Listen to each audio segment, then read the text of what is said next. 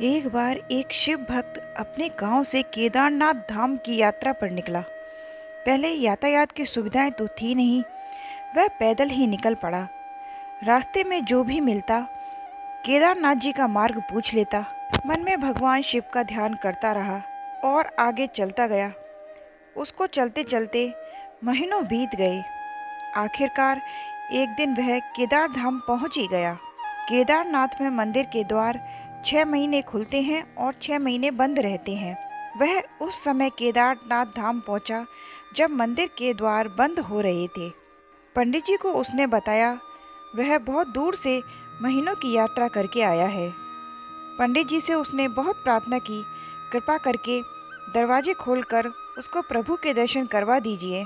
लेकिन वहाँ का नियम है, एक बार बंद तो बंद, नियम तो नियम होता है। वह बहुत रोया, बार बार भगवान शिव को याद किया, प्रभु बस एक बार दर्शन करा दो।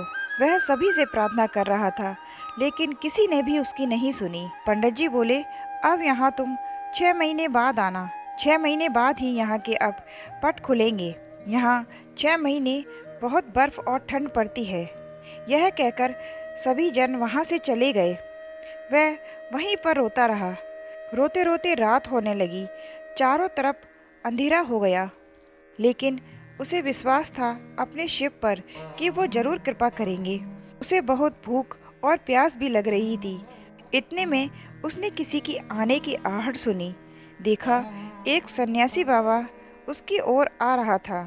सन्यासी बाबा उसके पास आया और पास में बैठ गया। पूछा, बेटा कहाँ से आए हो? भक्त ने सारा हाल सुना दिया और बोला, बाबा मेरा यहाँ आना व्यर्थ हो गया। बाबा जी ने समझाया कि यहाँ आना किसी का व्यर्थ नहीं होता। इतना कहकर बाबा ने उसे खाने का सामान दिया और फिर बहुत देर तक बाबा उससे बातें करते रहे। बाबा जी को उस पर दया आ गई। वह बोले, बेटा मुझे लगता है सुबह मंदिर जरूर खुलेगा, तुम दर्शन जरूर करोगे। बातों बातों में इस भक्त को न जाने कब नींद आ गई। सूर्य के मध्यम प्रकाश के साथ भक्त की आंख खुली।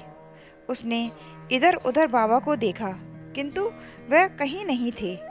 इससे पहले कि वह कुछ समझ पाता, उसने देखा पंडित जी आ रहे हैं, वो भी अपनी पूरी मंडली के साथ। उसने पंडित जी को प्रणाम किया और बोला, कल आपने तो कहा था कि मंदिर 6 महीने बाद खुलेंगे और इस बीच कोई नहीं आएगा, लेकिन आप तो सुबह ही आ गए।